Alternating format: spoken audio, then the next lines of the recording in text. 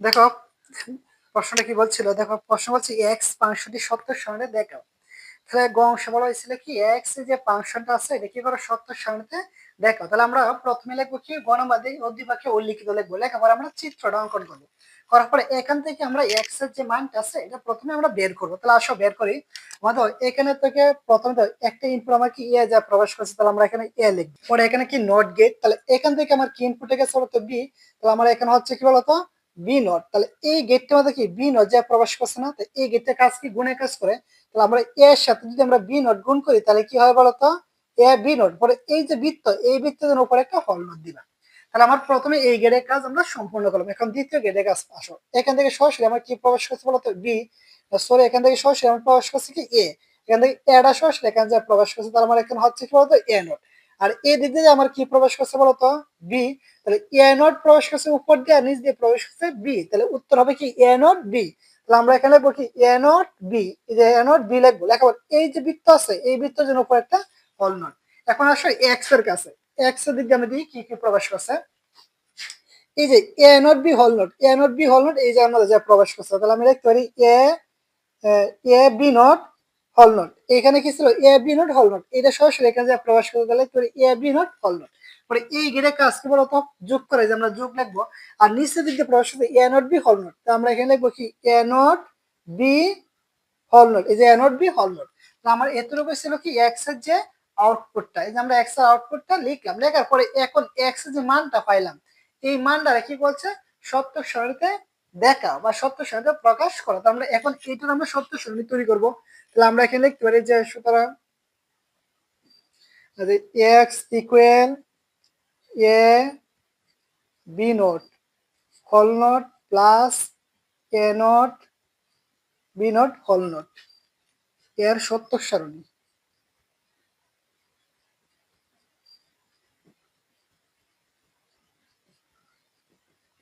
আমরা সত্য সারণী লিখবো। এখানে এখানে ইনপুট আমার কয়টা ছিল বলতো দুইটা, তো দুইটা ইনপুটের জন্য গড় হবে কত তিন, যে দুই two to the four n, যে টু টু এন এর পরিবর্তে আমরা ইনপুট সংখ্যা বসাও, তো দুইয়ের উপর স্কোয়ার দিলে কত চাই, তাহলে আমার কয়টা গড় হবে বলতো চারটা। তাহলে এই সত্য সারণীর জন্য আমরা কয়টা গড় তৈরি করবো, চারটা গড় তৈরি করবো। তাহলে আবার বলতেছি এক্স ইকুয়াল এটা আছে সত্য সারণী তৈরি, এখানে ইনপুট করা ছিল দুইটা, তো দুইটা তাহলে আমার গড় করা হবে চারটা। তাহলে আসো আমরা চারটা গড় দিয়ে একটা তৈরি করি।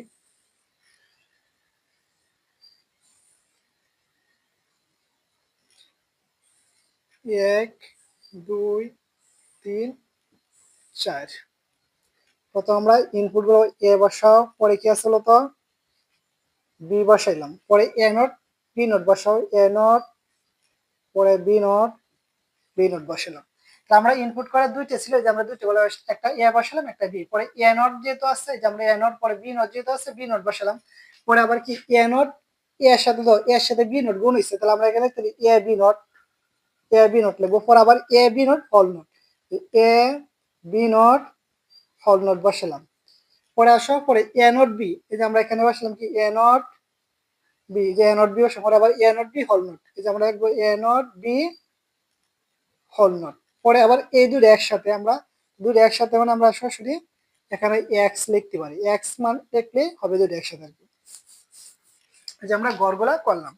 এখন তো এক দুই তিন চার গড়গুলা পূরণ করলে হচ্ছে আমার গড় যদি চারটে হয়, চারের অর্ধেক হচ্ছে, চারের অর্ধেক কত দুইটা, দুইটা জিরো দুইটা ওয়ান, তাহলে আমরা এখানে বসিয়ে পারি যে দুইটা জিরো দুইটা ওয়ান। পরে হচ্ছে দুই এর অর্ধেক করো এক, তাহলে হয় কি একটা জিরো একটা ওয়ান, একটা জিরো একটা ওয়ান বসালাম। বসানোর পরে এ নট, এ নট মানে হচ্ছে এর বিপরীত। এর মান যদি আমার জিরো হয় তাহলে এর নটের মান হবে ওয়ান, আবার এর মান যদি আমার ওয়ান হয় তাহলে এর নটের মান হবে কি জিরো, মানে এর এ হচ্ছে আমার এর বিপরীত। তাহলে এখানে কি জিরো আছে, জিরো থাকলে এ নট মানে মান কত বিপরীত, জিরো বিপরীত তো ওয়ান, জিরো থাকলে ওয়ান, ওয়ান থাকলে জিরো, ওয়ান থাকলে জিরো বসালাম। বি নট মানে হচ্ছে বি এর বিপরীত, বি এর মান যদি জিরো হয় তাহলে বি নট এর মান হচ্ছে ওয়ান।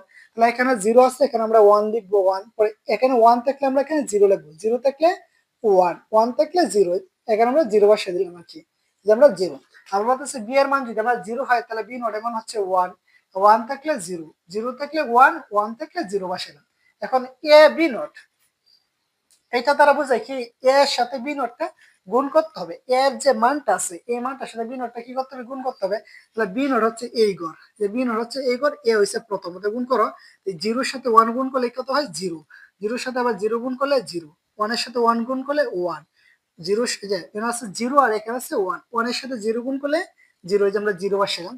পরে আছে এ বি নট হল নট, তার মানে এ বি নট হল নট মানে এ বি নট, এ বি নোটের বিপরীত হচ্ছে এ বি হল নট। তাহলে আমরা ধরো এ বি নট, এটা বিপরীত কি, এটা না, মানে এইটুকুর উপরে কি আছে, হল নট। তাহলে আমরা এই মানগুলো ধরে উল্টিয়ে দিব।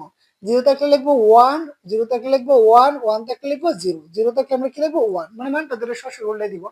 পরে আসো A not B, A not B দ্বারা আমরা যেটা বুঝি, এ নটের সাথে বিটা গুণ করতে হবে। এ নট কোথায় আছে, এখানে, আর বিটা আছে এখানে, তার মানে এই দুইটা গড় গুণ করে আমরা এই জায়গার মধ্যে বসাবো। তো বসাবো, জিরোর সাথে ওয়ান গুণ করলে কি হয়, জিরো, ওয়ানের সাথে ওয়ান গুণ করলে one, zero zero zero, zero আর ওয়ান গুণ করলে জিরো, বসাই দিলাম।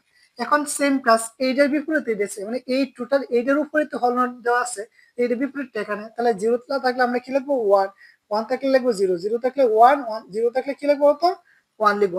এক্স, এক্স দ্বারা কি বোঝায়, এক্স দ্বারা বোঝায় এ বি নট হল not plus A not B হল নট, মানে এই দুইটা যোগ, মানে এই গড়টা, যে এই গড়টা আর হচ্ছে এই গড়, এই দুইটা গড়ের যোগ করলে এক্স এর মান বোঝায়। তোমরা এই দুইটা গড় যোগ করো, তো ওয়ান এর সাথে ওয়ান যোগ করলে কত হয় বলতো, ওয়ান হয় ডি মর্গান উপাদ্য অনুসারে।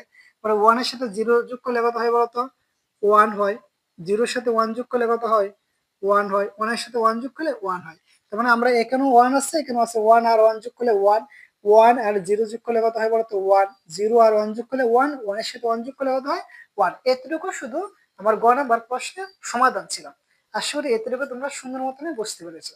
এতটুকু বুঝতে যদি কারো কোনো প্রবলেম হয়, অবশ্যই আমাদের বেসিক যে ক্লাসগুলো আছে এই ক্লাসগুলো করে আসতে পারো। এই ক্লাসগুলো যদি করো, আশা করি এই সিলেবাসটা তোমাদের প্রবলেম হবে না।